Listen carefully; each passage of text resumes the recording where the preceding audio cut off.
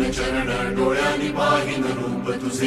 प्रेमे आलिंगन आनंदे पूजिन भावे वाळीन प्रणेन